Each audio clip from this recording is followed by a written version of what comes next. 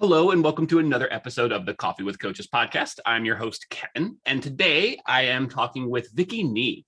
Vicky is dedicated to helping you navigate through the human, emotional, and irrational stuff you need to work through to be the best you.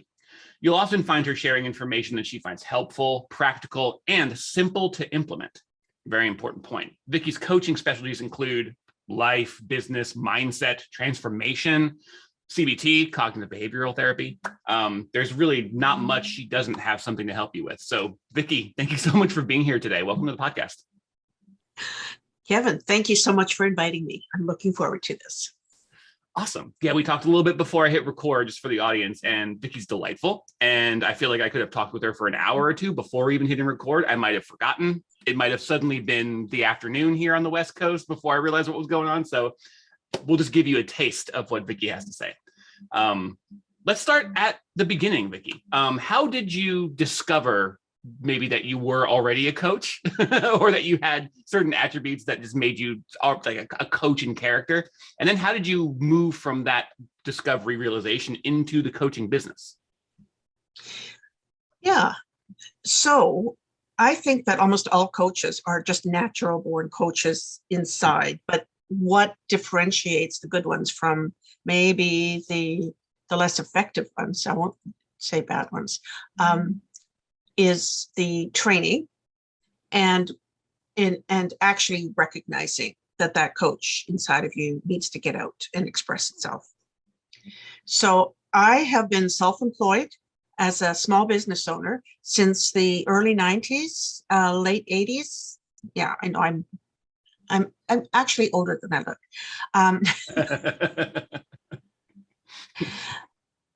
And so I've never really had any interest or drive to create a big empire, but I've always had a really strong interest in encouraging and helping other people that work for me. I never expected an employee to be my employee forever, right? So if they indicated to me that they had a dream that they wanted to accomplish, I would find out how I could help them get onto the path of realizing that dream, right? And I never had a problem with employees finding new employees, because usually my exiting employees would bring somebody in. They'd all have a friend that just, they knew would be perfect and would be capable. So it was just the best way to nurture a culture. Yeah. Agreed. And then I moved to Newfoundland, and brand new place, brand new, environment. And Newfoundland is a small island and with a very small population. And so I had to find something that would let me diversify my client base. So online coaching was to be the perfect solution. And it really has exploded, even, over the last few years, especially, but it's been on the upward trend for a while now. And it's really been powerful to see and just kind of be a part of, and talking to coaches like you, how much growth there has been, even just recently, but just this overall sense of a rising tide in coaching, where there's more and more people who are coaching and more people who understand the value of it and are seeking it out. You can't swing a cat in a room without hitting at least one or two coaches. You really can. It's like, and part of the problem and part of the benefit is that anybody can be a coach. Okay, there's really no official regulation to the industry, which can be a little bit scary, because especially when you get into mental health and into people being triggered and hitting a crisis in their own lives. And today you're seeing that a lot more. So I have taken a number of online programs just to familiarize myself with that, although I'm always very clear that I do not offer that as a service. So if you come to me with mental health issues, and if I'm sensing from you that you might harm yourself or that you really need professional help, I will work with you to attach you to somebody that can help you a lot better. than I could, because I wouldn't do that. Yeah, and that's such a key element of being a good coach is you are there to help in the present, but you're also a guide to the help someone might need in the future or in the near future, or maybe even immediately. There's that guidance aspect that really does seem to be at the heart of coaching. Well, some people want to be everything to everybody and I think part of that is a fear of, oh, they're going to go to somebody else and I'm going to lose them as a client if I, let them go somewhere, and work with somebody else. But above all, do no harm is a motto that coaches should have on their wall next to their desk. So, but it's very interesting. So how I kind of discovered the coach in me was basically just through needing a job. And looking around. I'm living in an area that really didn't have a lot of work that was suited to me. And so I thought, well, let's give this a try. I mean, like I say, I've always been interested in people, helping people, and I'm that person that runs in there and helps them fix things. Let's talk about that a little bit then, bringing things up to the present. And I've been kind of toying with how to ask this question to really get at the heart of it. It's basically what I boiled down to is, who do you coach and how do you coach them? And the who do you coach is basically, do you have, like, if you have anybody specific, like a specific type of person, professional, personal, or if it's just a broad swath. And then the how is it one-to-one? Do you have like courses or classes that you also offer on top of that? Do you do like small group coaching with families or teams in a personal or professional environment? So yeah, who do you coach and how do you coach them these days? Kevin, those are all such great ideas.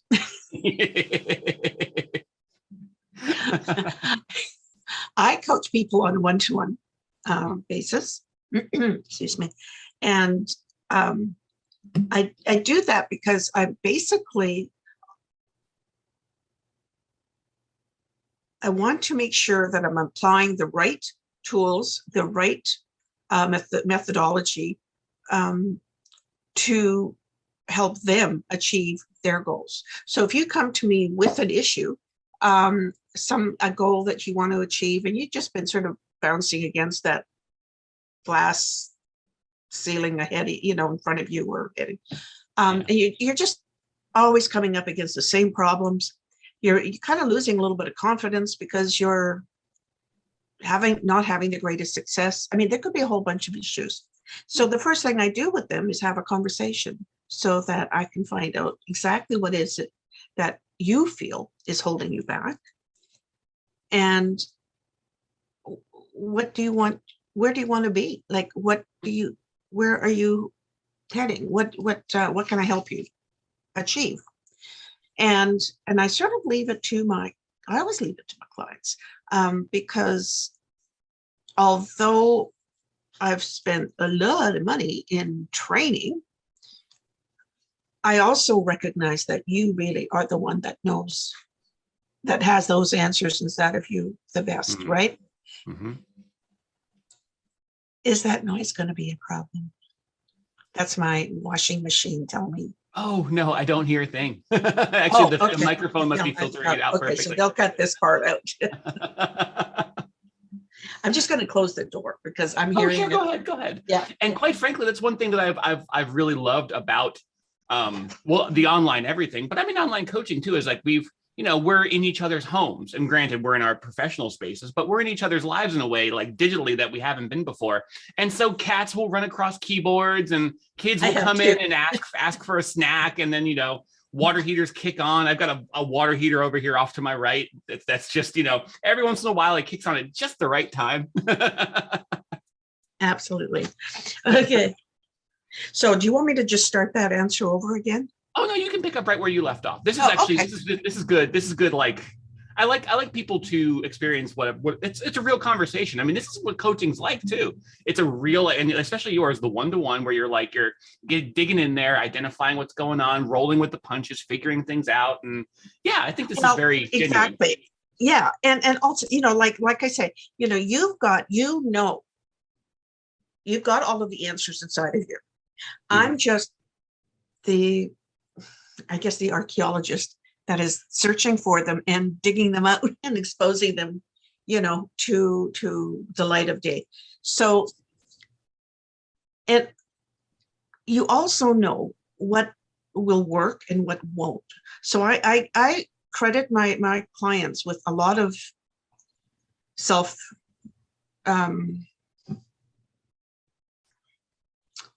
now see, the word has just gone right out of my head, but with knowing themselves, right? Whether they know that they know themselves or not, because a lot of times, we're listening to others tell us how we should be feeling, how we should be responding, how we should be acting, and how we should.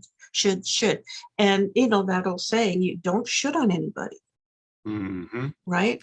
Because people that say you should be getting up at 5 o'clock in the morning and you should be like jumping into your workout clothes and running half a marathon in the morning before brekkie, like all that crap. I'm sorry, but I'm too old to buy into that, because nobody, unless you really want to, unless you're actually training to run a marathon, unless there's a reason for it and it's your passion, you don't have to do it. Don't do stuff that you don't want to do because some gung-ho, the boss girl or boss guy has written a, stupid little ebook that tells you that you need to do all of this stuff, and I mean, I'm not going to name any names because, I don't want to get sued.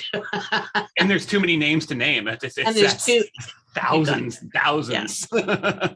But it's always the same. It's always, like believe in yourself and stay positive, and, and people are just going, duh, I know that. I need to know how to stay positive. What do I do? What do I tell myself? How do I work it out so that I can be confident that that I'm not wasting time, that I'm not going to create any regret by, going after this dream that I think I have. But it's actually, then I find out that it's my wife's dream or my husband's dream or my kid's dream, right? It's not my dream. And so there you go. No, that's why I have not been able to develop a group program that addresses all of that at this point. But it's so individualized. Yeah, I mean, honestly, like that's so much of what coaching is all about, is you have this understanding, the understanding that you just expressed about, like, essentially people have inside them the self-awareness to know who they are, what they want, and then they just need a little bit of help with the how, and they need a little bit of help with sort of listening to that self-awareness, that self-knowledge that they already possess, but they just, for whatever reason, maybe there's too much noise in their life, maybe there's something else going on, maybe they just have learned how to tune themselves out. They just lost contact with that part of themselves. And a coach can really help people build a bridge back to that part of themselves so they can begin to hear it again and realize, I think I knew this all the time. You got it. You've got it. Give this boy a thumbs up, because you nailed it. People lose confidence in their own instincts, in their own intuition and instincts, and they're sort of mystifying the whole self-awareness process, because they want to go to a guru that is going to help them lead the way, and it's the guru within that we already possess, that we already have. If you're making the same New Year's resolutions year after year after year after year, and you never ever actually achieve those goals, maybe you really don't want them. Couldn't have said it better myself. That's perfect, and that's something that I've personally really, like, I've wrestled with certain things in my life where I was just like, why have I struggled with doing this? And it's really been only like, I'm in my mid 40s now, and it really was only like as I was getting towards the end of my 30s where I really started to ask myself, okay, really, Kevin, do you want this? And if you do, if you think you do, let's talk about why. Talk to yourself, but also talk to the people who know you best, and just see what comes back to you. And pretty much without fail, it just turns out it's like, you know what? I don't think I wanted it. I just think I thought I did, or I think somebody told me I should, like you were saying, shooting on people. And I just internalized it. It just got past all my filters and all of my various like abilities to think about things and feel things. And it just got in all the way in there. And so now I'm like, oh, it's almost like a foreign object, you know? And my emotional immune system finally identified it. And it's like, oh, okay, you don't want this. Let's push that out. Let's put something else better in there. Or let's think about what's already there and work from there. It's such a powerful, it's simple, but it's so powerful. And it cuts you a little bit of slack to actually accept, who you are, what you are. We don't all have to be super achievers, but if you are, and if you strive to be, then a coach is going to really give you that accountability and that support to become that. But if you're struggling with confidence issues, or just not knowing, is this really what I want? Like, what is my purpose? What is, what am I good at? What am I, why do I keep going into failing relationships? Why do I keep choosing the wrong guy or the wrong woman or the wrong job? Or, there are questions that coaches can then work with you. We ask, we help you analyze, like you do most of the analysis. But it's like, have you thought about what?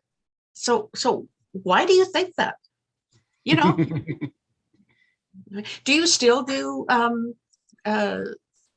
resolutions that set goals like that, or have I've stopped codifying it for a while. I realized I was using it in a couple of ways that were not very healthy. I was waiting for New Year's, the occasion, to think about the changes I want to make. And I realized that no, that's not a one day on the calendar or the month of January. This is a year-round process. This can happen whenever it wants to happen, whenever it needs to happen. And so I stopped doing it so formally, but I do take the time because I feel like there is value in that sort of shared ritual where it's just like you're at the end of a year, it's just a block on a calendar, but it is an occasion that people share. And so I more do New Year's intentions. I make sure that I take the time.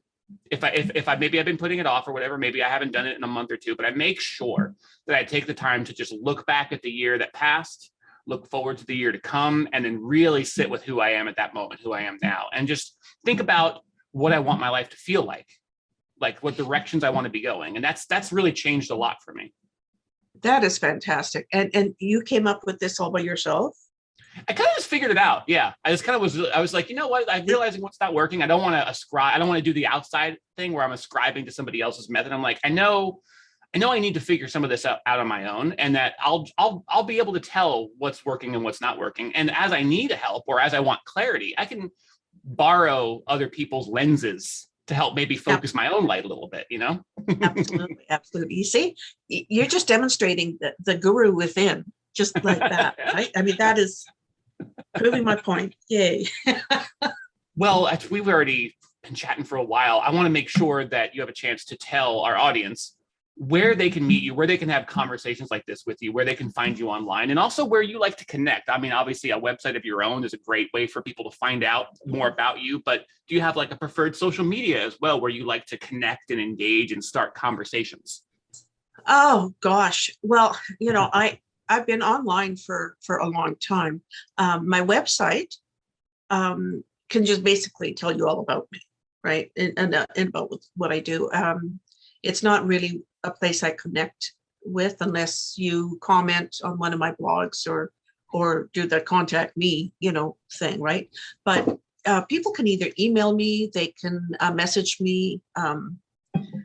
Are you going to be putting links underneath the? Links will be in the show notes. Okay. Anything you say, right. I'll make sure it gets into the show notes. Okay, so there's going to be links to all my stuff. I really doesn't matter to me how people connect. I like the Google Meet or Facebook video or Zoom.